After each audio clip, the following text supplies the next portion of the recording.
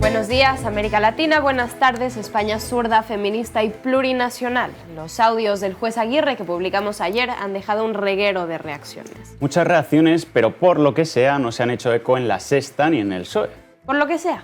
La exministra y eurodiputada de Podemos, Irene Montero, se ha preguntado qué va a hacer ahora el Consejo General del Poder Judicial respecto a este caso, que ha denominado de guerra sucia. La gran pregunta que nos tenemos que hacer ahora es qué va a hacer ese Consejo General del Poder Judicial bipartidista, ese Consejo General del Poder Judicial pactado por la gran coalición de Partido Socialista y Partido Popular frente a un evidente caso de guerra sucia judicial. Nos tememos que el punto y aparte del presidente del Gobierno frente a la guerra sucia judicial consiste precisamente en mantener en la impunidad, en dar legitimidad y en normalizar a esos sectores reaccionarios del Poder Judicial que le están haciendo la guerra a la democracia. El expresidente José Luis Rodríguez Zapatero también se ha manifestado y piensa que el juez Aguirre debería dar algún tipo de explicación. El expresidente de Cataluña y líder de Junts, Carles Puigdemont, también se ha referido a los audios publicados en exclusiva por Diario Red. Puigdemont ha dejado caer en la red social X que Joaquín Aguirre ha cometido un delito de prevaricación. En la misma línea se ha posicionado el secretario general de Junts, Jordi Turull,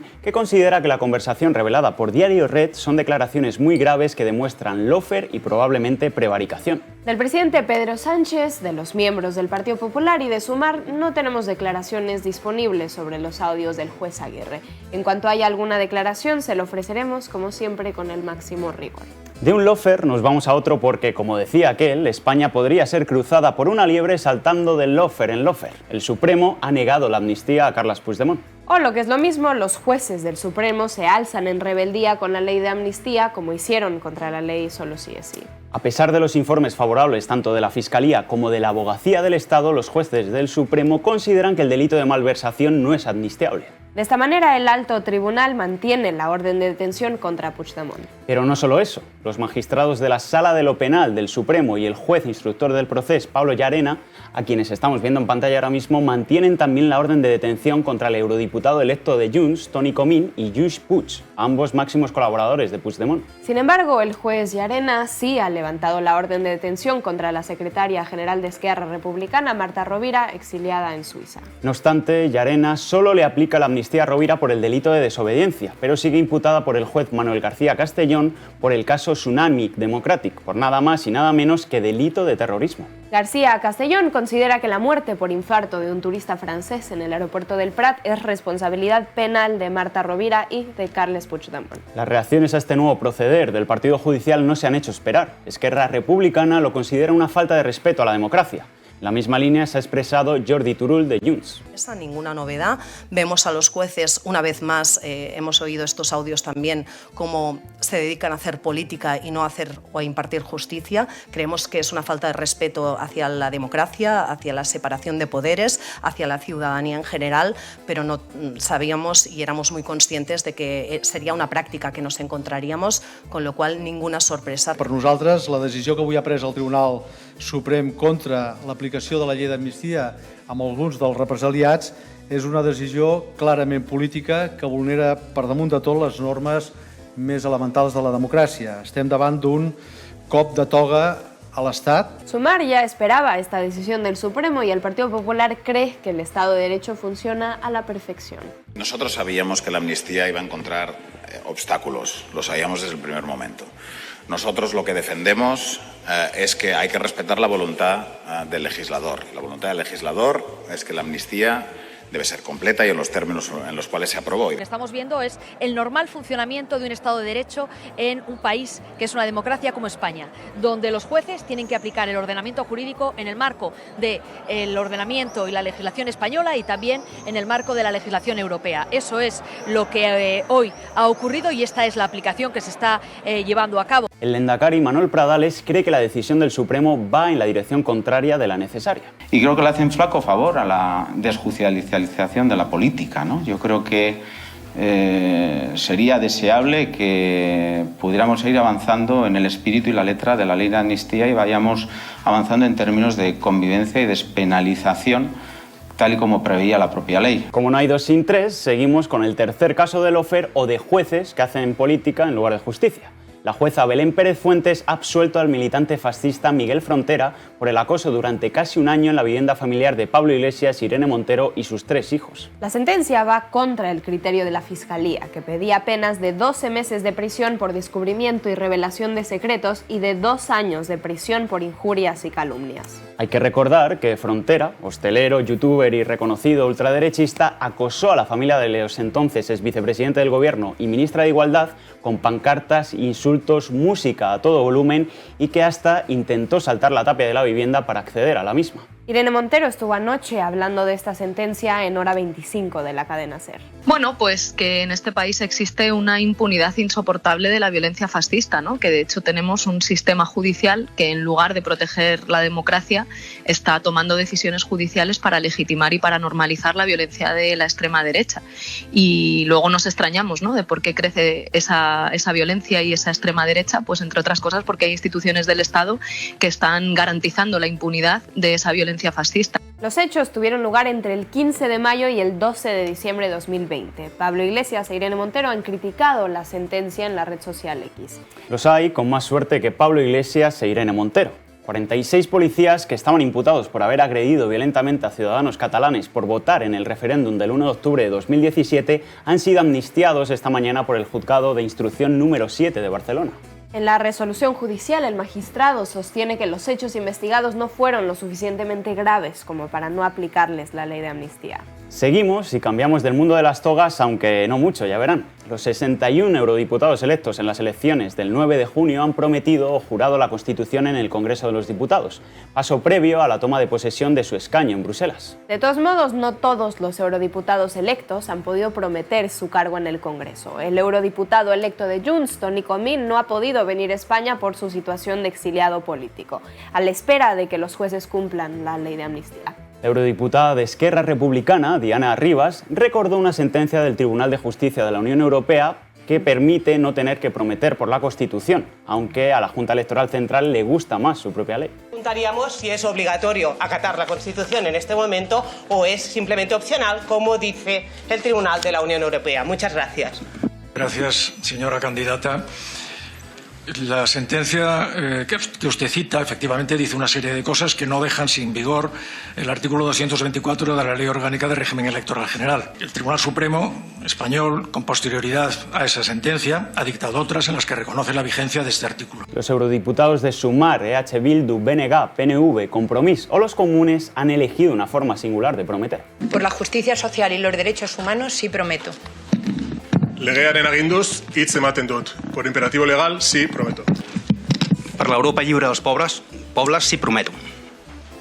Defenderei a Galiza no Parlamento Europeo e as causas xustas da humanidade. Prometo por imperativo legal.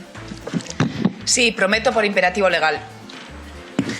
Sí, prometo, pel poble valencià i per la justícia social. Dolors Montserrat, la jefa de la delegación del Partido Popular en Bruselas, no conoce de nada a la ultraderecha. Y por tanto, la sociedad española, cada vez que hay unas elecciones, apuesta más por el Partido Popular. Cada vez que hay unas elecciones, más apoyo tiene el Partido Popular, porque nosotros somos un partido europeísta, reformista, que gobernamos desde la centralidad, poniendo soluciones a los problemas reales de la ciudadanía. La eurodiputada Irache García, del Partido Socialista, ha excusado que su candidata, Teresa Rivera, no vaya a tomar posesión de su acta. No es una excepción, no es nada nuevo.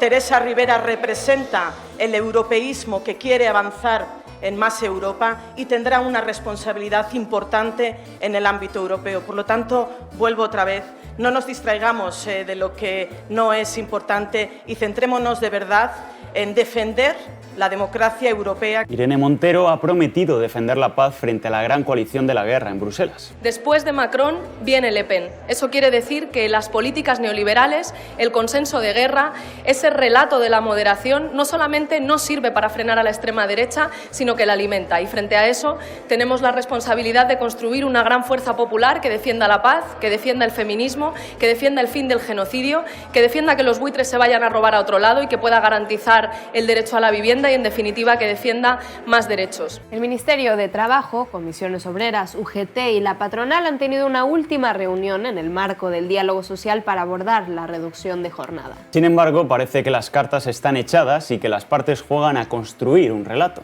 El Ministerio de Trabajo se dispone a aprobar de forma inminente la reducción de jornada a las 38 horas y media, lo que supondrá de facto una reducción de 2 horas y media a la semana. No obstante, el Gobierno no renuncia a su objetivo de llegar a las 37 horas semanales, pero tendrá que ser ya al año que viene. El número 2 de Yolanda Díaz, Joaquín Pérez Rey, acusa a la patronal de burlarse del diálogo social. Naturalmente, nuestro objetivo es ahora pulir un texto, pero insisto, con las organizaciones sindicales que son las que han mostrado predisposición a hacerlo, pero si la patronal de aquí a la semana que viene recapacita o considera cuál está siendo su posición verdaderamente incomprensible en la mesa de diálogo social, sin propuestas, sin alternativas, negando el propio objetivo del Gobierno, pues bienvenidos serán. Comisiones Obreras y UGT están dispuestos a aprobar la reducción de jornada sin la patronal. Por parte de las organizaciones patronales se han expuesto una serie de criterios sin comprometer además el que pudieran compartir el objetivo final de las 37 horas y media. Yo creo que en posiciones muy de máximos, en ese sentido, que hacían difícil poder seguir avanzando en ningún tipo de medida. Quedarían aspectos técnicos. Si la patronal sigue sin sumarse, no sabremos qué necesita para mejorar desde su óptica ese documento y para nosotros será suficiente. Creemos que no tendríamos necesidad de muchas más reuniones. Al presidente de la COE, Antonio Garamendi, se le ha notado esta mañana un poco molesto. Monólogo social, no nos han dejado plantear absolutamente nada, las cosas que hemos dicho, estamos en la mesa, es legítimo, yo lo he dicho, si la ministra quiere llevar adelante su norma, que es su norma, si le obliga a su pacto, que pues nosotros no tenemos nada que decir, pero yo tengo la libertad, en nombre de las empresas españolas, de decir que a nosotros no nos gusta.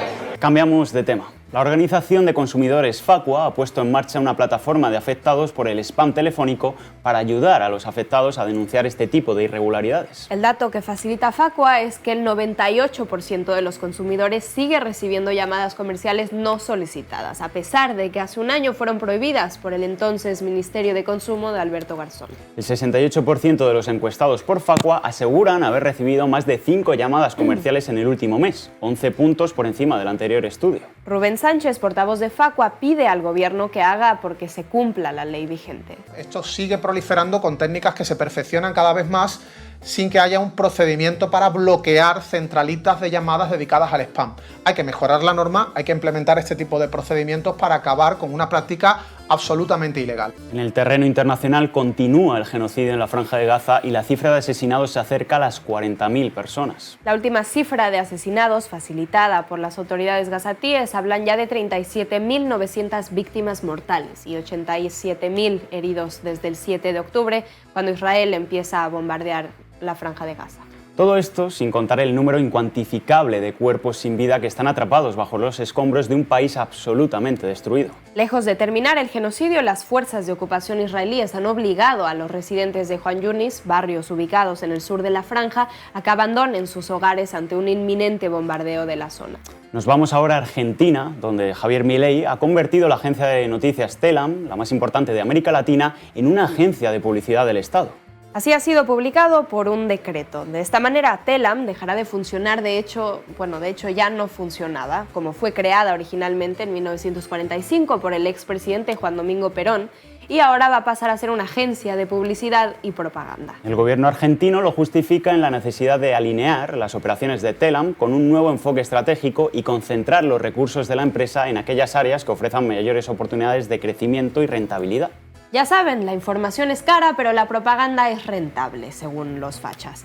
La realidad es que la información es un derecho, y para que ese derecho no dependa de los bancos, de las energéticas y de los fondos buitre, en Canal Red nos financiamos con las aportaciones de ustedes, de nuestros socios y nuestras socias. Ahora volvemos mañana con más y esperemos que mejores noticias. Sean felices.